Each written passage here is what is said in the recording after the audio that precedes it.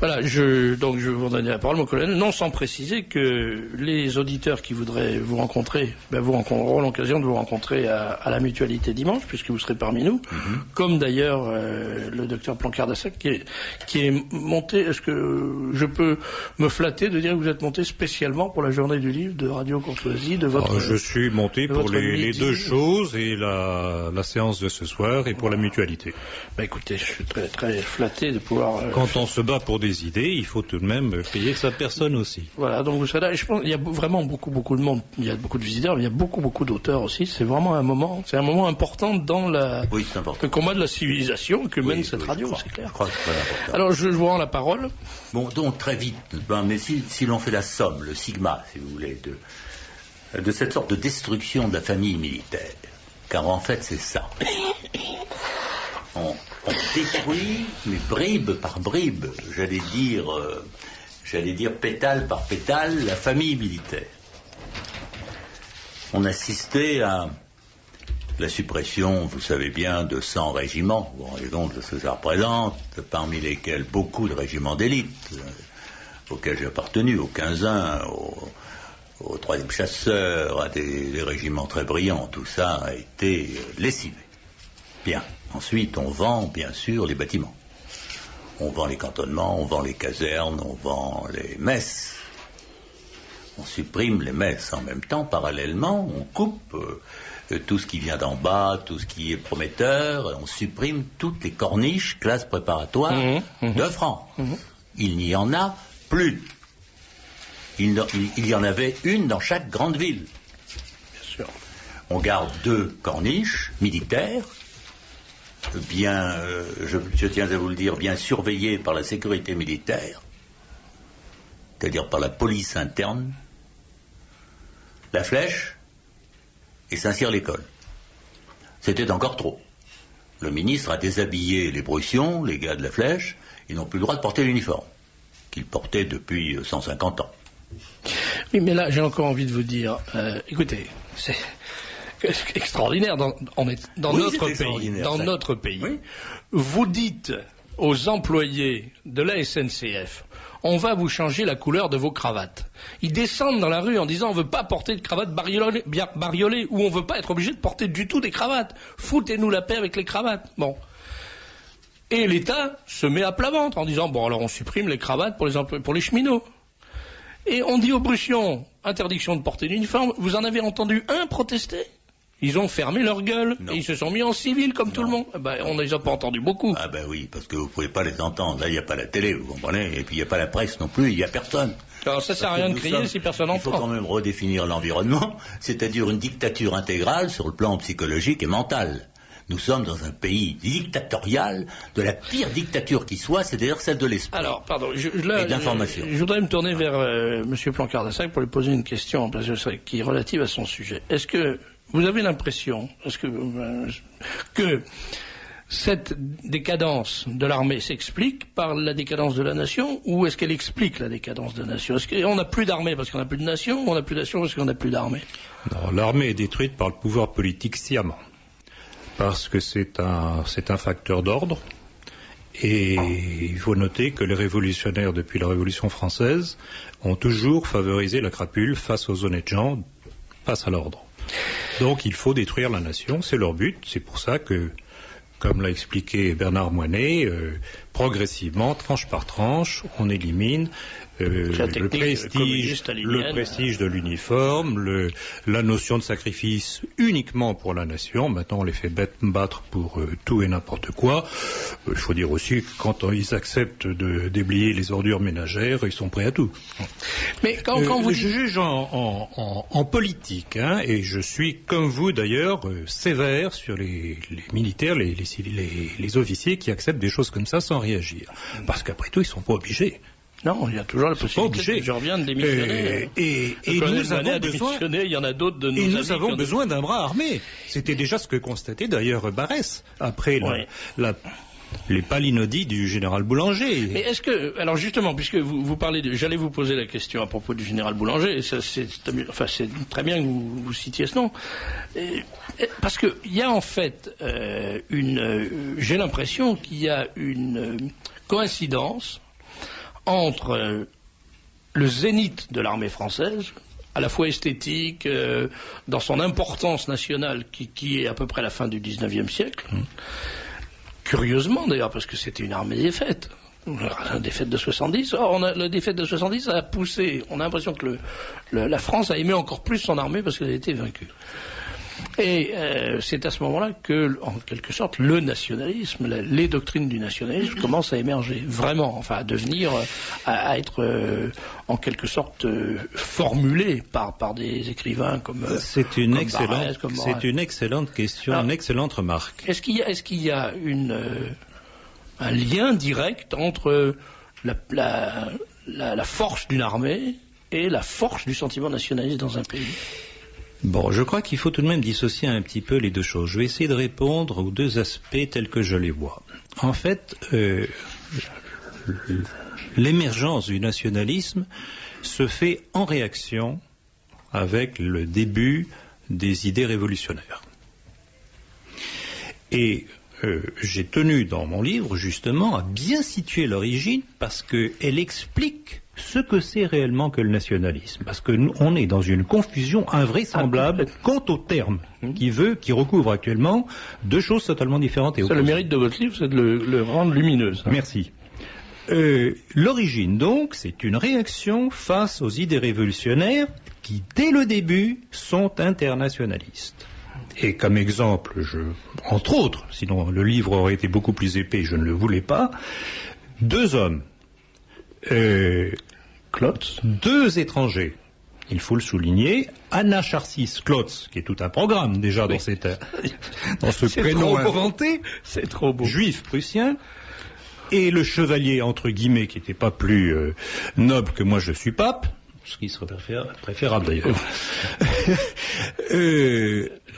écossais, invoque et prône la République universelle. Et qu'on ne dise pas que ce sont des histoires anciennes, Jean Leray, ancien grand maître de la Grande Loge de France, du Grand Orient, dans la revue Humanisme dans les années 60, se référait à Ramsay pour appeler la République universelle qui, disait-il, depuis les origines de la maçonnerie, était le but constant de tous les membres de la maçonnerie. Bon, donc, ça c'est une chose. Ça c'est l'origine. Le nationalisme français émerge comme une réaction aux idées internationalistes sous-jacentes et masquées de la Révolution française. Parce qu'évidemment, il y a des oseaux, je dis clairement à l'antenne, des oseaux qui croient que la Révolution française a été nationaliste parce qu'elle appelait à la défense de la nation face à l'étranger. La patrie en péril. C'est une vaste rigolade parce que, en fait, l'étranger ne s'est pas dérangé, que l'étranger qui est venu nous rendre un petit peu visite, c'était un certain Brunswick, oui, qui était de connivence, d'où la mascarade de Valmy, alors qu'on ne vienne pas nous raconter des histoires avec la Révolution. Valmy, c'était une tenue blanche fermée. Tout à fait, tout à fait. Donc voilà, premier aspect du problème. Ce qu'est réellement le nationalisme, c'est une réaction face à des idées internationalistes que les gens de l'époque pressentent devoir, à terme, détruire l'idée de nation. Et puis, la Restauration, on arrive tout doucement au XIXe siècle, au milieu du XIXe siècle, et puis la progression du mal. C'est-à-dire, progression des idées de la Révolution qui s'installent, malgré la Restauration qui n'a pas restauré les idées, qui a restauré les hommes, mais pas les idées, avec les rois. Au contraire même. Au contraire même. Ils ont eu peur de leur ombre et de leur mission. Et le mal progressant, le capitalisme cosmopolite s'implantant de plus en plus, entraînant de plus en plus de malheurs, et là je dois rappeler encore une chose, c'est que c'est bien la Révolution française qui a supprimé les corporations, en interdisant tout droit d'association du monde du travail pour les livrer au capitalisme naissant, et donc du fait de toutes ces souffrances, on va avoir toute une école de pensée un petit peu disparate, avec des gens de gauche, genre Proudhon, Blanc, etc., des gens comme Drummond, qui commencent à faire la critique des conséquences des idées de la Révolution et de ce qui se cache derrière, c'est-à-dire les intérêts économiques cosmopolites qui vont évidemment fatalement entrer en opposition avec les intérêts des nations. Et donc, il y a une période entre l'émergence du nationalisme à la fin du XVIIIe siècle et sa réapparition en tant toujours que défense de la nation à la fin du XIXe. Mais entre-temps, il se passe un phénomène qui va brouiller les esprits, parce qu'on va utiliser le terme nationaliste pour désigner le principe des nationalités. Oui, le droit des peuples à disposer d'eux-mêmes. Il y a une espèce de perversion du mot, là. Ce n'est pas du tout la même chose. Le nationalisme vient après la constitution de la nation pour défendre l'héritage. Le principe des nationalités ou droit des peuples à disposer d'eux-mêmes, ou nationalitarisme, qui est le terme qui a été créé par René Joannet pour essayer de donner un autre terme à deux entités totalement opposées,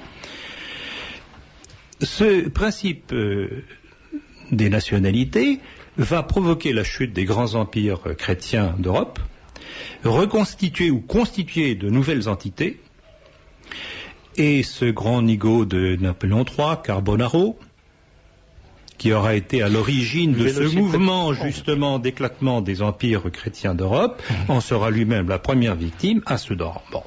Donc, il faut bien qu'on se mette d'accord sur le sens du nationalisme. Le nationalisme, c'est la défense de la nation, non pas de la terre des pères, ça c'est le patriotisme, mais de l'héritage spirituel, moral et intellectuel qui fait que la nation, comme un individu, a une personnalité propre.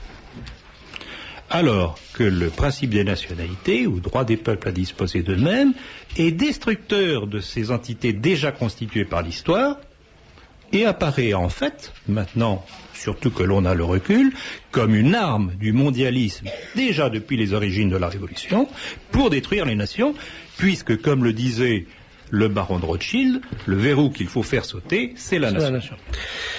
Alors, je voudrais, il nous reste 10 minutes, je voudrais vous demander je ne savais pas de faire preuve d'optimisme, parce que l'optimisme c'est une sottise, comme le pessimisme d'ailleurs, mais essayer de nous donner des raisons d'espérer. Alors, colonel Moynet, j'étais un petit peu désagréable, mais volontairement, parce que je savais que ça allait faire jaillir en vous l'étincelle de passion que j'attendais. Non, pas du tout désagréable. Non, pas avec vous, bien sûr. Non. Est-ce que vous croyez qu'aujourd'hui, Saint-Cyr, par exemple, puisqu'il faut parler de Saint-Cyr, c'est le sujet de votre livre, c'est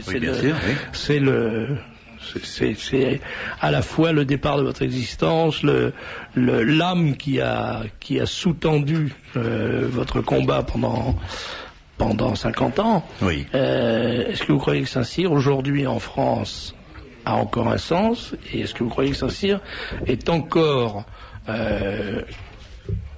une institution dans laquelle on peut espérer?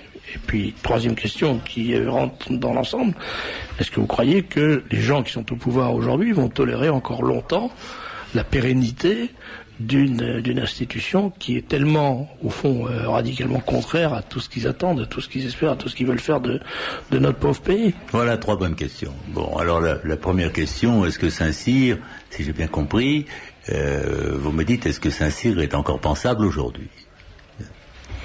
Non seulement Saint-Cyr est pensable. Vous savez, j'aurais pu vous poser la question en la signant oui. François-Marie Algou, parce qu'il envoie un message, passionnante émission, 1000 merci au colonel Moynet et à Philippe Plancard-Dassac, de nous permettre de rester fiers d'être français et de ne jamais désespérer, jamais. Voilà. Alors. Bravo. Saint-Cyr aujourd'hui est au contraire absolument indispensable, non seulement, je dois dire, à l'armée en soi, en elle-même, mais à la France tout entière. C'est à la fois un symbole et un grand espoir. Un symbole parce qu'il y a là 200 ans d'histoire, l'école va avoir 200 ans, et une transmission des traditions incontournable, quelles que soient les générations. C'est ainsi que ce livre, celui qui vient de ressortir, À genoux les hommes, est préfacé par un colonel de nos très grands anciens de la promotion Gallieni, c'est-à-dire un homme qui a aujourd'hui près de 90 ans, et par le père système, par le président de la dernière promotion de Saint-Cyr. qui a 24 ans.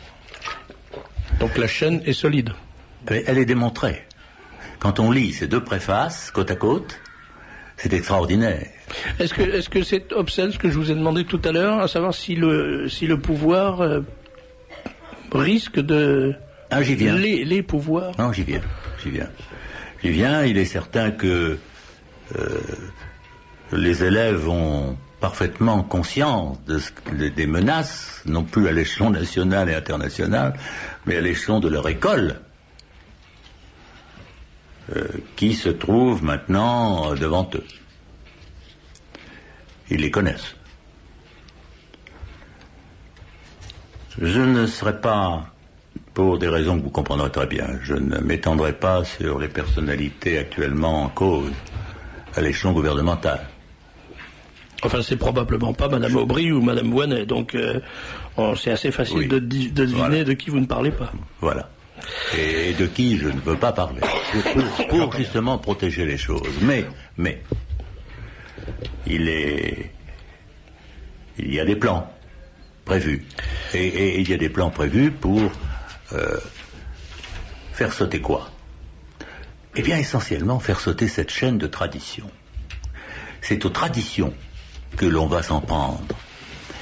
Et ces traditions qui sont au cœur des élèves actuellement de façon incroyable.